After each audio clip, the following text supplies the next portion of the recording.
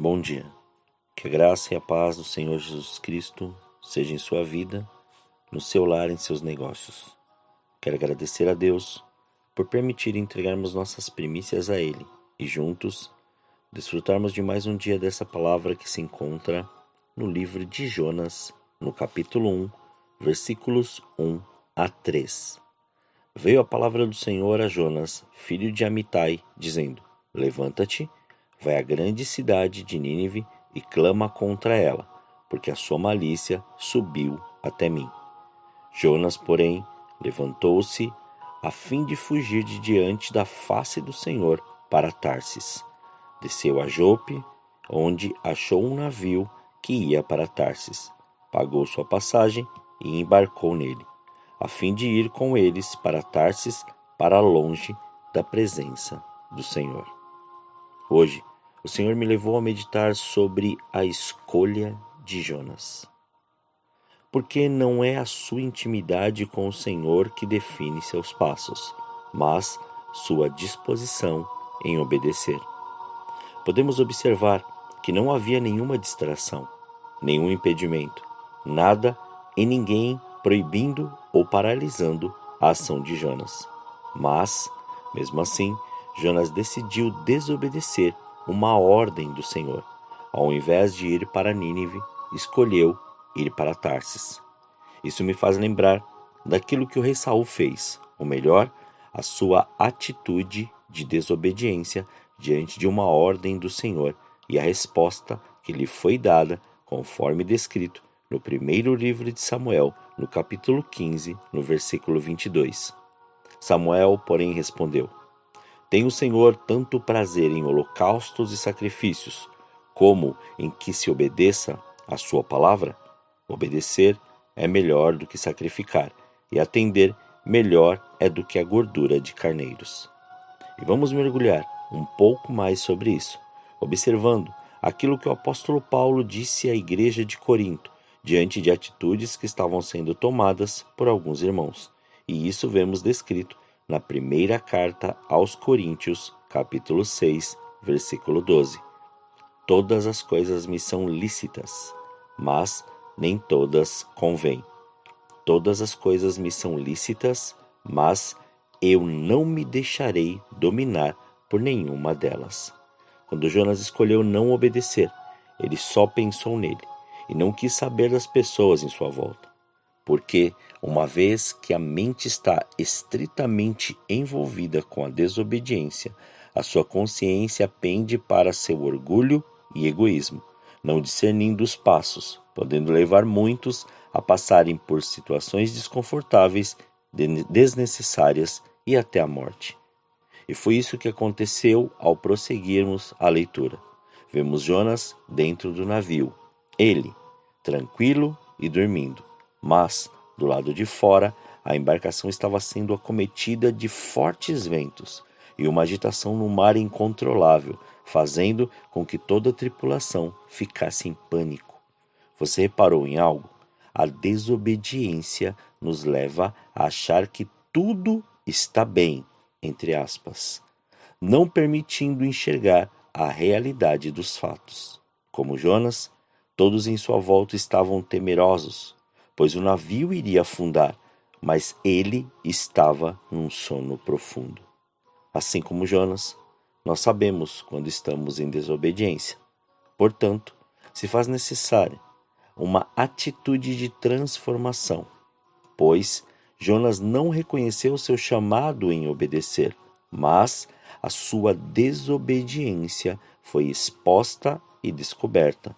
Por isso, ele teve a atitude de contar sua fuga diante da presença do Senhor, e todos temeram e disseram: O que devemos fazer?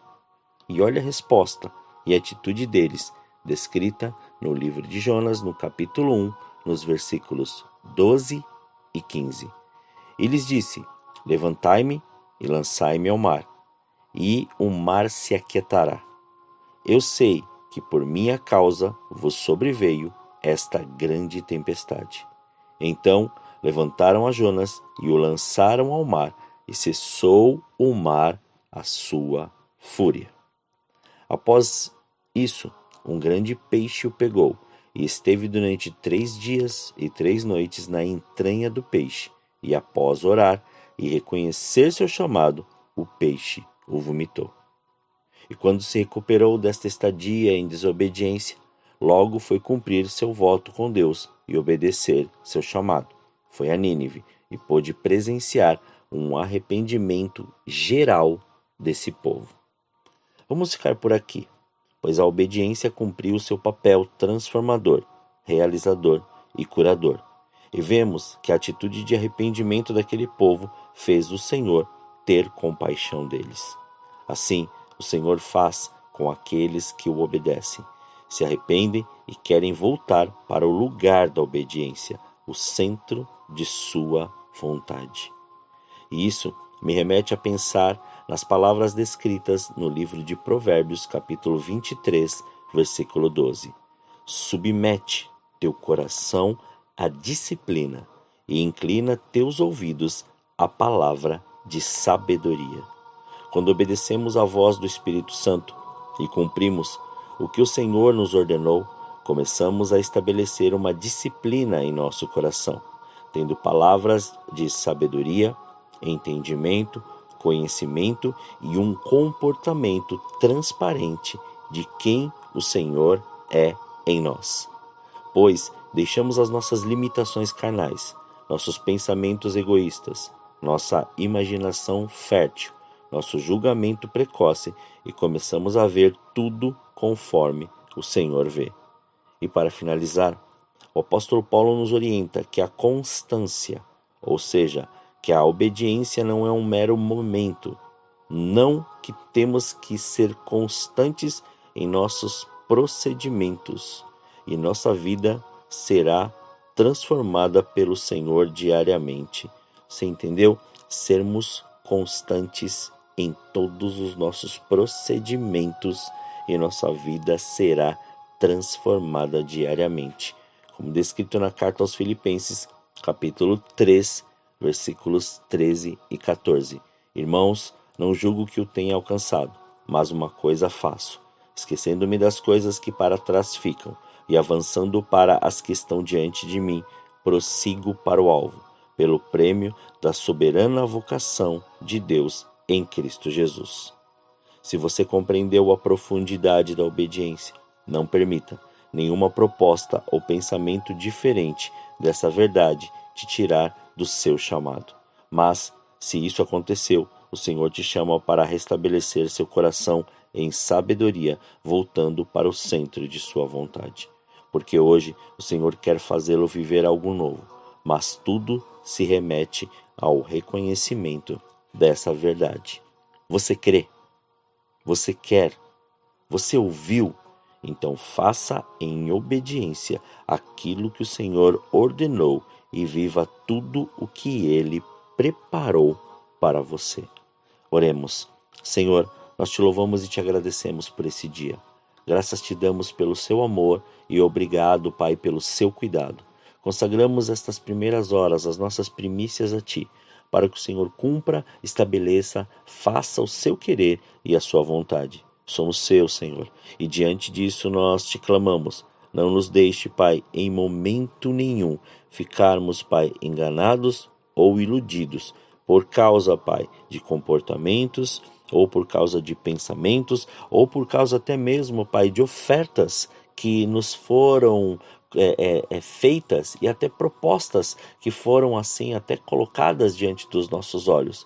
Não nos deixe, Pai, iludir pelas coisas dessa terra, mas antes leva-nos, ó Pai, a compreender o que o Senhor tem a cada dia para nós e aquilo que nós devemos fazer diante, Pai, da obediência para as nossas vidas.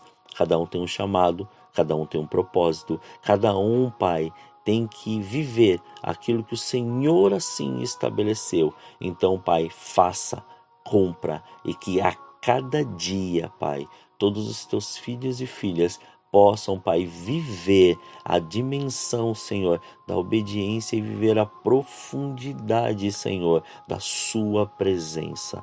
Muito obrigado, Senhor. Graças te damos por esse dia. Consagramos tudo que temos e que somos para que o Senhor cumpra, viva e estabeleça o seu querer. Muito obrigado, Pai.